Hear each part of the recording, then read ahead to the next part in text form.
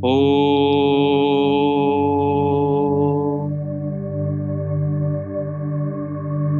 Om.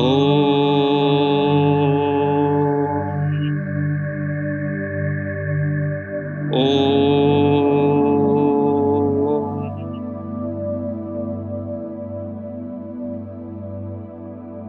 Om Swasti Shri Ganeshaya Namaha. Om Shri Gurubhyo Namaha. Hari Om. Om Sai Ishwaraya Vidmahi Satyadevaya Dhimahi Tannah Sarva Prachodayat. Om Sahana Vavatu Sahano Bhunaktu Sahaviryam Karvavahe Tejasvinavaditamastu ma vidvishavahe. Om Asato ma Sagamaya Tamaso ma Jyotirgamaya Mrityorma Amritam Gamaya. Om Purnamada Purnamidam Purnat Purnamudachyate Purnasya Purnamadaya Purnameva Vashishyate. Om Sarve Bhavantu Sukhinah Sarve Santu Niramayaha Sarve Bhadrani Pashyantu Ma Kaschit Dukh Bhagavavet. Om Shanti Shanti Shanti.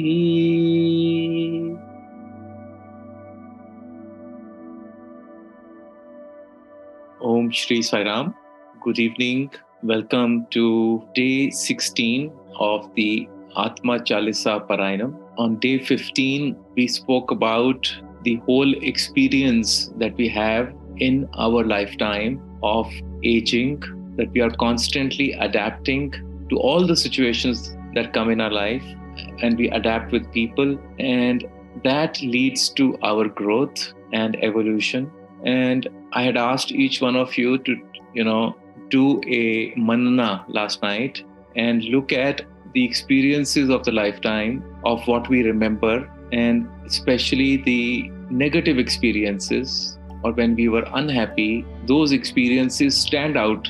And while when those experiences come in our life, they seem insurmountable, they seem very challenging, and we feel helpless in those situations. But over a period of time, we have known that despite having faced so many challenges, so many problems in our life, yet we are here today, absolutely experiencing this sense of deep peace. So we concluded from there that all these experiences, especially even the strongest of them, are not real. They are transitory, they are temporary, they are not permanent. And therefore, anything which is not permanent, anything which is transitory, anything which is fleeting cannot be real, because it does not fit into the definition of truth. And we are trying to experience the truth of ourselves. And as we know, truth is that which is changeless. Truth means what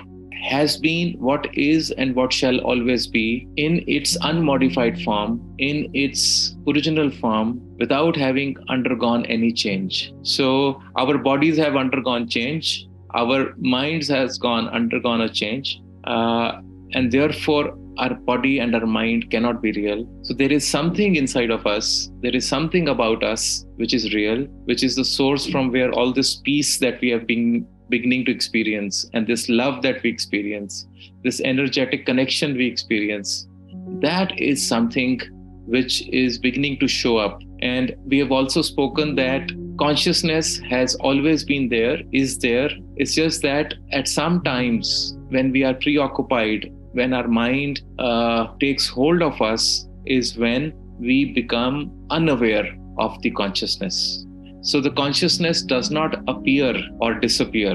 It is the awareness that appears and disappears. So with that, we come to the topic of today. And today we are taking this into another part of it, and which was also a question that came yesterday, that this whole concept of sorrow, which we have been experiencing, we have experienced ourselves as well, and which all the saints, right from Jesus to Buddha to our Shankaracharya, have spoken intensively about, and everybody has concluded that this world is full of sorrow. Shankaracharya ji went a little one step ahead and he said, Punarapi jananam, punarapi maranam, punarapi janani, chathare shayanam, iham samsare, bahu dustare, kripya pare, pahi murare. Which he said that, again birth, again death is what we constantly keep experiencing in this life and in many lifetimes. But every time we have to go through the womb of the mother, which is dark, and we have to go through a lot of discomfort in the womb as we take another body yet again, and we come back into the world once again to experience sorrow. And as we said, sorrow is something that remains with us. It remains in our subconscious, it remains in our memory, and the happy moments just, don't seem to register as much as the unhappy moments do. So do we want this journey to continue endlessly for us, that moving from one experience of sorrow to another experience, and in between, as Sai Baba said, that happiness is an interval between two pains. So which means it takes pain for us to appreciate what happiness is. And it goes back to our early days where we spoke about the law of duality, that for light to exist, there must be darkness. For goodness to exist, there must be bad. And it is in these contradictory forces that the entire game of life is played. The entire game of creation is based on these two opposing forces. So what is this sorrow? What is this unhappiness? Is it something real, or is it something which is a creation of our mind? And is therefore the next question should be, as now each one of you has become an adept student of Vedanta, where we have started to do Shravana, Manana and Nitidhyasana. And I hope each one of you are doing a lot of Manana now. So is sorrow real? And is the mind which experiences this sorrow, is it real? If mind is not real, nobody has seen this mind. We don't even know. We just somewhere we say it is somewhere here. We don't know. Something that we have not seen, we call it the mind. And something that we experience, we call the sorrow. But experiencing is not a faculty of the mind. Experiencing is a faculty of the heart. So how does this sorrow take birth? What is this sorrow all about? And why do we feel sorrowful? We must examine this so that, we can also push this out of our mind completely. When things do not go our own way, when things do not happen as per our expectations, when things are not very pleasant, we call it sorrow. So that means that there is some expectation. That means that there is something which is not normal that is happening. So that means happiness must be our normal condition. There must be something which, every time we are sorrowful, or a thought comes or something happens which we are uncomfortable with. So to be uncomfortable, we must be comfortable to begin with. Then only we feel that there is something uncomfortable. So, and the fact that we remember only uncomfortable moments means that the reason why it registers in our mind so much is because that is not our natural state. And that is the reason why it rankles inside of us so much. And what is unexpected, when that happens and we dwell into it as a problem, therefore it acquires intensity, it acquires emotion, and we start to become unhappy. Remember, we discussed about feeling, we've talked about emotion, we talked about that how a thought by itself is just a thought. But that thought, when we keep thinking about it, when we keep focusing on it, anything we focus on it, it intensifies and it becomes bigger than what it is. And then as we focus on it, we start putting our energy behind it. and then it starts to grow and it starts to become a real problem, and we start to feel negativity, we start to feel negative emotions, and it starts to disturb us. So what is happening is, since we dwell on this problem, since we dwell on something which is unexpected, and since we begin to put our energy on this problem statement rather than accepting it and looking for a solution, it starts to become bigger and bigger, and it starts to impact us. Okay. And we have spoken about this now in many sessions, that the starting point of all this is the thought. Even expectation is a thought. Even an expectation to be happy all the times is also a thought. And so therefore, all sorrow and all suffering is born in the mind. If there is no mind, there can never be any suffering. If there is no mind, then there cannot be any sorrow. And the mind, we have, beautifully concluded last evening when we put our mind at rest, is that mind is not real. And this mind is something that we have allowed so much of influence on us, and that the mind is the reason that we take a body again and again. And the whole balance of our karmic account is actually stored in this thing called the mind. And the whole idea of liberation and enlightenment and realization is to make the mind inoperative, so that once we figure out that this mind is an illusion and not real, it suddenly loses its grip on us. Okay? And that happens when we stop listening to the dictates of the mind and we start focusing on in the awareness of the consciousness within us. So as we start moving away from the mind and we start focusing on the awareness of the self, the mind starts to loosen its grip. And when the mind loosens its grip, then all your karmic things that have been bothering you, all the reason why, we have been struggling in this life, all this definitions that we have been holding in our mind, all these judgments that have been troubling us, all these filters that we have been using in seeing the world in the way our mind, keeps feeding into us, all this just goes away and we become nirmal. This is a word that comes to my mind from Sanskrit. Nirmal means we become absolutely pure. We go back to the state of being childlike, which is absolutely pure. Because all this that we have been carrying, which has been bringing these experiences to us, is the mind. And it is where we are holding all those things that actually is not even us. And therefore, when we step away from that and when we move into the field of consciousness, all that stops. All that has been troubling us suddenly starts to go away. And we start to experience that stillness, that silence, that peace, that contentment, which is our original nature. We are not focusing on peace. We are not focusing on contentment. We are not focusing on silence, but it starts to happen by itself. You start, I'll tell you, in the morning I go and take a class for 9th standard boys. And as I enter the class, there is so much of noise. You can imagine 9th standard boys, 15-year-old, how much of screaming is going on in the class.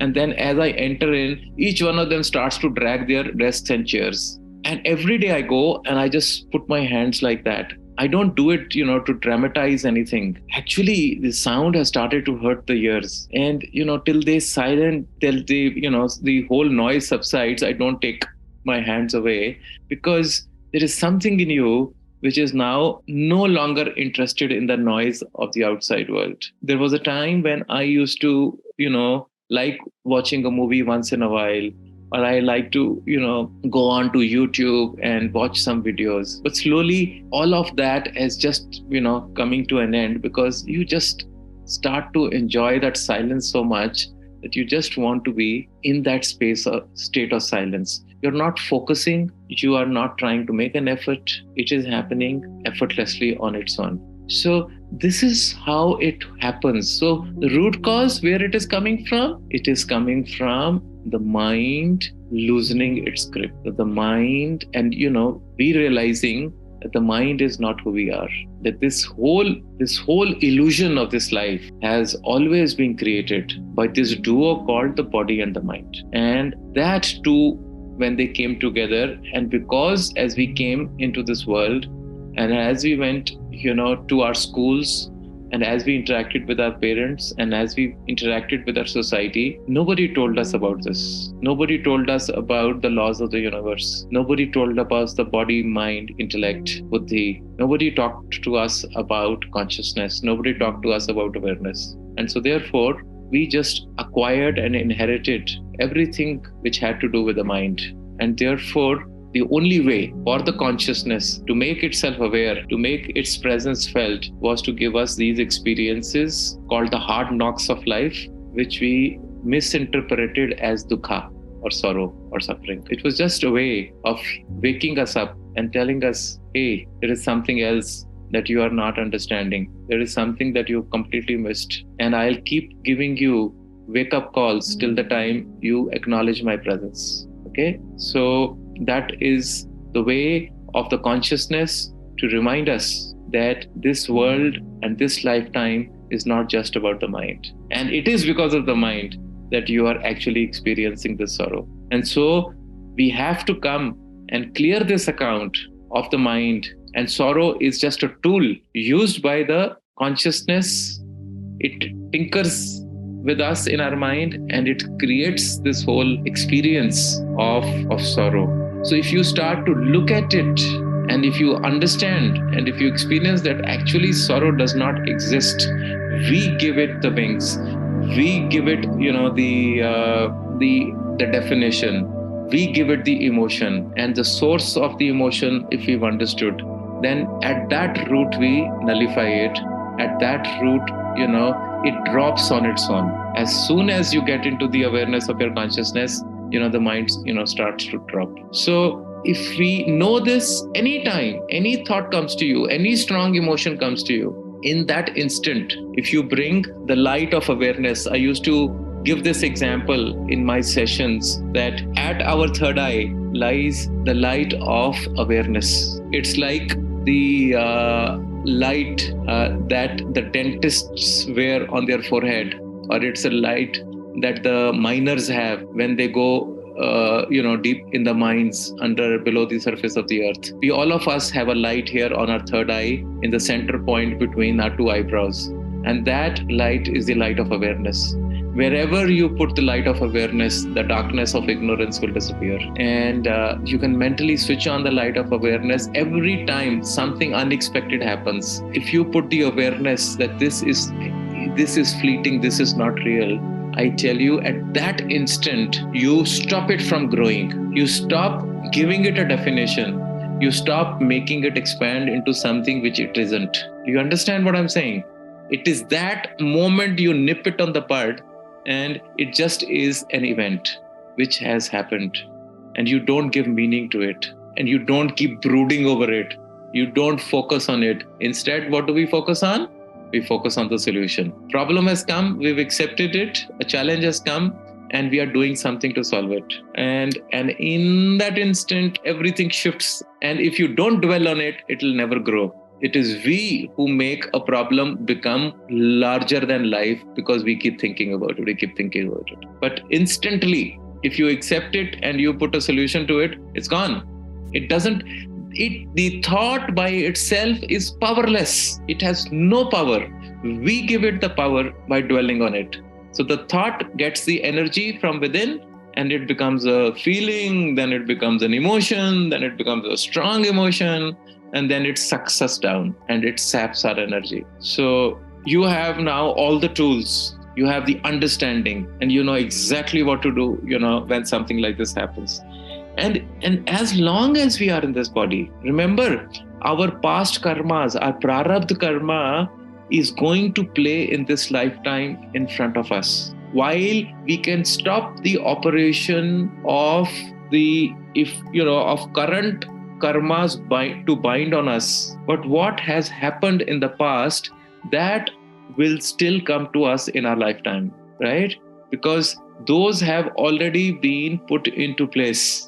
you now are equipped to handle, and you are unaffected. Remember, the whole idea of bliss is to be unaffected. It is not to say that problems will not come and challenges will not come. They will come, but you are not affected. And therefore, you're able to see it as just another event and one more event and a one more play in the scene of life. And as long as you're not perturbed about it, as long as you are not affected with it, you become neutral to it. And that is that state that we are talking about, where we have to reach. Okay. And this whole for remaining aware during the day, which is an exercise that, I've been trying to suggest all of you to do when I post the message in the group in the morning, that has started to help us. So we are moving in that domain, in that direction, and that is helping us to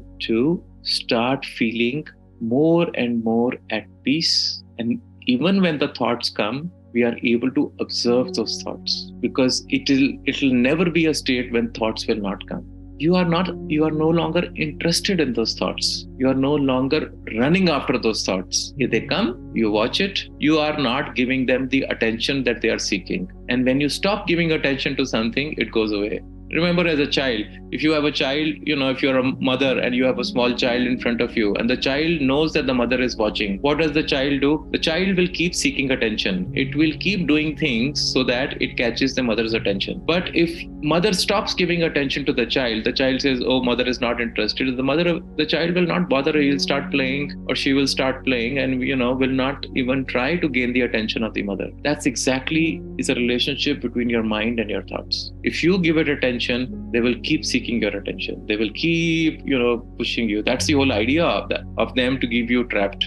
But if you don't give it the attention, right, it just goes away. And we have to get into the habit of not giving it the attention. We have to bring ourselves into that focus, into that awareness. And slowly, as this discipline falls into place, you see the shift yourself. Remember, we said it's an experiential journey. And this experience starts coming as we start to alter the direction of our thoughts. And we understand that all sorrow is nothing but the creation of the mind. Okay? So that is what I wanted to share with you today. And we are moving now to the next set of our experiences. And I think we've done enough focus over these 16 days on the mind and the mechanics, and trying to get to this experience of what awareness can bring, right? And what's the feeling inside of us. So I now welcome any questions that you have, and also the experiences that you may have had. There is one experience that we have got on a chat already. And before the questions start, I would like to just read that experience of Liliana. So, where she said, "Dear Vikas, yesterday's reflection was intense. I continue it today.